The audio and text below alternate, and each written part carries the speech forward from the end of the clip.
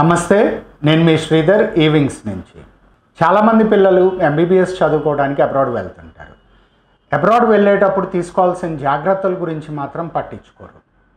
ముందుగా ఎవరైతే అబ్రాడ్లో ఎంబీబీఎస్ చదవాలి అని అనుకుంటారో అన్నిటికంటే ముఖ్యంగా తెలుసుకోవాల్సింది ఎన్ఎంసీ గెజెట్ గురించి. ఈ ఎన్ఎంసీ గెజెట్ మనకి 2021 సంవత్సరంలో 18 నవంబర్ నెల 18వ తారీఖున ఎన్ఎంసీ నేషనల్ మెడికల్ కమిషన్ అంటే ఇండియాలో ఉన్న మెడికల్ రెగ్యులేటరీ బాడీని మనం ఎన్ఎంసీ అంటాము. అది మీ అందరికీ తెలిసిందే. సో ఈ ఎన్ఎంసీ అనేది 18 నవంబర్ 2021న ఈ గెజెట్, ఈ రూల్స్ అండ్ రెగ్యులేషన్స్ని రిలీజ్ చేయటం జరిగింది. ఈ రూల్స్ అండ్ రెగ్యులేషన్స్ ఎవరి కోసం? ఎవరైతే అబ్రాడ్లో ఎంబీబీఎస్ చదవాలి అని అనుకుంటున్నారో వాళ్ళకి ఈ రూల్స్ అండ్ రెగ్యులేషన్స్ కంపల్సరీ. అంటే మీరు అబ్రాడ్లో ఎంబీబీఎస్ చదువుకోవాలి అనుకున్నప్పుడు ఈ రూల్స్ని పాటించాల్సిన అవసరం ఎంతైనా ఉంది. ఈ రూల్స్ పాటించకుండా చదువుకుంటే ఏమవుతుంది?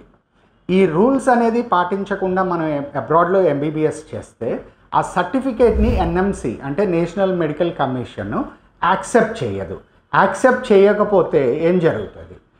మనకి ఇక్కడ జరిగే ఎఫ్ఎంజీ ఎగ్జామ్, లేకపోతే ఫ్యూచర్లో జరిగే ఎన్ఈఎక్స్టీ కావచ్చు, నేషనల్ ఎగ్జిట్ టెస్ట్ కావచ్చు, లేకపోతే ఫారెన్ మెడికల్ గ్రాడ్యుయేట్ ఎగ్జామినేషన్ కావచ్చు, ఈ ఎగ్జామ్లో కూర్చోటానికి అంటే ఆ ఎగ్జామ్ రాయటానికి కూడా మనకి అర్హత ఉండదు. సో ఎవరైతే అబ్రాడ్లో ఎంబీబీఎస్ చదవాలి అని అనుకుంటున్నారో వాళ్ళు ఈ ఎన్ఎంసీ గెజెట్ గురించి క్షుణ్ణంగా తెలుసుకోవాల్సిన అవసరం ఉంది. ఇవాళ మన వీడియోలో ఈ ఎన్ఎంసీ గెజెట్లో ఏం రూల్స్ ఉన్నాయి, ఏం రెగ్యులేషన్స్ ఉన్నాయి అనేది తెలుసుకోవడానికి ప్రయత్నం చేద్దాం. మనకి ఎన్ఎంసీ గెజెట్ మీరు చూసినప్పుడు స్టార్టింగ్లో అంతా హిందీ వర్షన్ ఉంటుంది. 4th పేజీకి వెళ్తే మీకు ఇంగ్లీష్ వర్షన్ వస్తుంది. సో ఈ 4th పేజీలో కనుక మీరు చూస్తే 3rd and 4th పాయింట్ మనకి చాలా ముఖ్యమైన విషయాల్ని చెప్తుంది. ఈ గెజెట్లో ఉన్న అన్ని పాయింట్స్ మనం అర్థం చేసుకోవాలి. దాంట్లో మరీ ముఖ్యంగా 3rd and 4th పాయింట్ని మనం చాలా క్లియర్గా అర్థం చేసుకోవాలి. 3rd పాయింట్లో ఏం చెప్తాడు అంటే ఎవరైతే పర్మనెంట్ రిజిస్ట్రేషన్ కోసం అప్లై చేస్తారో వాళ్ళకి ఈ రూల్స్ అండ్ రెగ్యులేషన్స్ ప్రకారంగా చదువుకున్న వాళ్ళకి మాత్రమే అర్హత ఉంటుంది అని చెప్తుంది.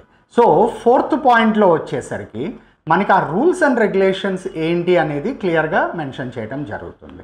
సో 4th పాయింట్లో మనకి ఫస్ట్ది కనుక చూస్తే మీరు ఎక్కడ ఎంబీబీఎస్ చదవాలి అనుకున్నా మినిమం 54 నెలల కోర్సు డ్యూరేషన్ ఉండాలి.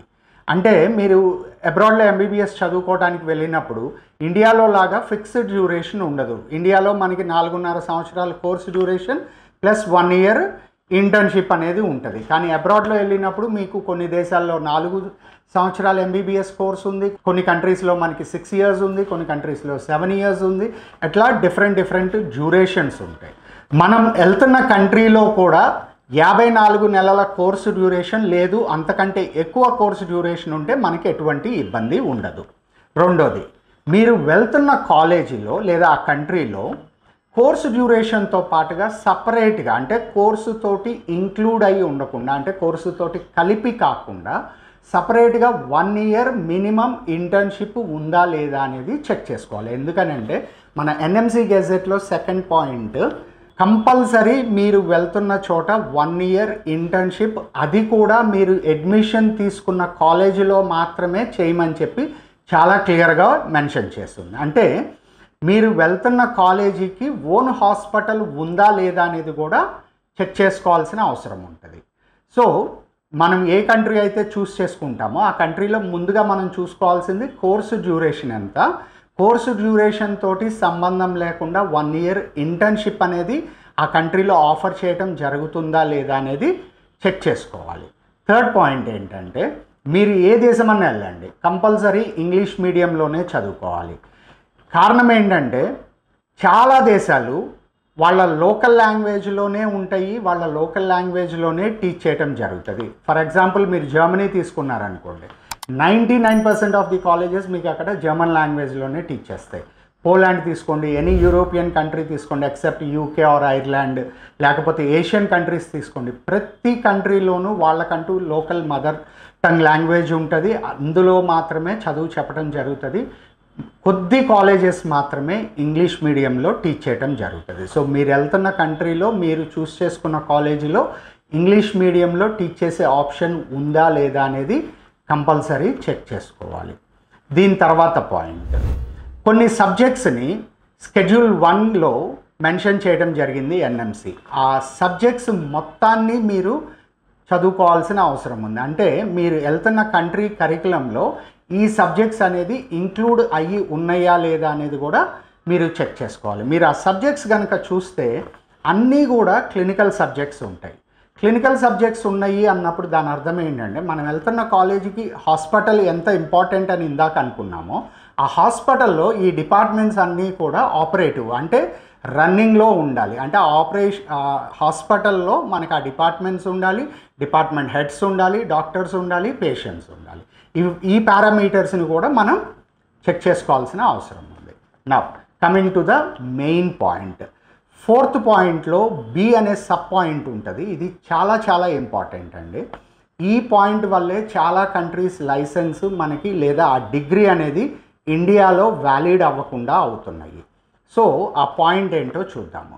Registered with the respective professional regulatory body or otherwise competent to grant license to practice medicine in their respective jurisdiction of the country in which the medical degree is awarded at par with the license to practice medicine given to citizen of that country. దీని meaning ఏంటంటే, మనం ఏ కంట్రీలో అయితే చదువుకోవటానికి వెళ్తున్నామో ఆ కంట్రీలో ఉన్న citizens అంటే ఆ దేశంలో ఉన్న పౌరులకి మెడిసిన్ని ప్రాక్టీస్ చేయటానికి అర్హత ఉండే లైసెన్స్ ఏదైతే ఇవ్వబడుతుందో అటువంటి లైసెన్స్నే మనం కూడా తీసుకొని రావాల్సిన ఆవశ్యకత వచ్చింది. అంటే మీరు వెళ్తున్న కంట్రీలో మీ ఎంబీబీఎస్ డిగ్రీ అయిపోయిన తర్వాత మీకంటూ అక్కడ లైసెన్స్ రావాలి, రిజిస్ట్రేషన్ జరగాలి. మీరు ఆ కంట్రీలో మెడిసిన్ అంటే డాక్టర్గా ప్రాక్టీస్ చేయడానికి కావాల్సిన అర్హత అక్కడ ఉండాలి. మీరు ప్రాక్టీస్ చేస్తారా చేయరా అనేది సెకండరీ, కానీ ఆ లైసెన్స్ అనేది తీసుకొని రావాలి. దీని అర్థం ఏంటంటే, మీరు ఏ కంట్రీకి అయితే చదువుకోవడానికి వెళ్తున్నారో ఆ కంట్రీలో ఉన్న ఎడ్యుకేషన్ సిస్టము మీకు డాక్టర్ చదువు అనేది చెప్పడం జరుగుతుంది. మరి అలాంటప్పుడు ఆ దేశం మిమ్మల్ని డాక్టర్గా గుర్తించకుండా డైరెక్ట్గా డిగ్రీ సర్టిఫికేట్ ఇచ్చేసి ఇండియాలో మాత్రమే మీరు డాక్టర్గా ఎలిజిబుల్ అని చెప్పడం కరెక్ట్ కాదు అనేది ఎన్ఎంసి ఉద్దేశం. సో మీరు వెళ్తున్న కంట్రీలో ఫస్ట్గా డిగ్రీతో పాటు మీకు లైసెన్స్ ఇవ్వబడుతుందా లేదా, ఇచ్చేట్లయితే కనుక ఏ ప్రాసెస్ మీద లైసెన్స్ ఇవ్వబడుతుంది అంటే దానికోసంగా ఏమన్నా సపరేట్గా లైసెన్సింగ్ ఎగ్జామ్స్ కండక్ట్ చేస్తారా, లేకపోతే లైసెన్సింగ్ ఎగ్జామ్ కండక్ట్ చేయకుండా ఇస్తారా, ఒకవేళ ఇస్తే కనుక అది జూనియర్ డాక్టర్ లైసెన్స్ ఇస్తారా, లేకపోతే ఇండిపెండెంట్ ప్రాక్టీషనర్ లైసెన్స్ వస్తుందా, ఏంటి అనేది క్లియర్గా తెలుసుకోండి. అది తెలుసుకున్న తర్వాత మాత్రమే మీరు అడ్మిషన్ తీసుకోవాలి. సో ఈ ప్రాసెస్ అంతా కంప్లీట్ అయిపోయి మీరు ఇండియాకి వచ్చి నేషనల్ మెడికల్ కమిషన్ ఎన్ఎంసికి అప్లై చేసినప్పుడు ఈ ప్రొసీజర్ అంతా మీరు ఫాలో అయ్యారు అన్న కన్ఫర్మేషన్ వచ్చిన తర్వాత మీకు లైసెన్సింగ్ ఎగ్జామ్, అది ఎఫ్ఎంజీఈ కావచ్చు లేదా ఫ్యూచర్లో జరిగే నేషనల్ ఎగ్జిట్ టెస్ట్ కావచ్చు, రాయటానికి అర్హత ఉంటుంది. సో ప్రియమైన తల్లిదండ్రులారా అండ్ స్టూడెంట్స్, మీరు అబ్రాడ్లో ఎంబీబీఎస్ చేయాలి అనుకుంటే ముందుగా ఈ ఎన్ఎంసి గెజెట్ గురించి తెలుసుకోండి. ఏ కంట్రీలో ఎన్ఎంసి రూల్స్ అనేది స్మూత్గా ఫాలో అవుతున్నాయి లేదా కాంప్లికేషన్స్ తోటి ఫాలో అవుతున్నాయి అనే మరిన్ని వివరాలు మీరు తెలుసుకోవాలి అనుకుంటే కనుక పక్కన డిస్ప్లే అవుతున్న మా నెంబర్స్కి కాల్ చేయండి. ఎక్స్పర్ట్స్ మీకు గైడెన్స్ ఇవ్వడం జరుగుతుంది అండ్ మీకున్న అన్ని అనుమానాలని క్లియర్ చేయడం జరుగుతుంది. దీన్ని కంపల్సరీ ప్రతి ఒక్కళ్ళు చూడండి అండ్ మీ ఫ్రెండ్స్కి మీ రిలేటివ్స్కి షేర్ చేయండి. చాలామందికి ఉపయోగపడే వీడియో ఇది. అండ్ ఇలాంటి మరిన్ని ఇన్ఫర్మేటివ్ వీడియోస్ మీ దాకా చేరాలి అనుకుంటే కనుక మా ఛానల్ని సబ్స్క్రైబ్ చేయడం మర్చిపోకండి. కీప్ వాచింగ్ ఈ వింగ్స్ ఛానల్.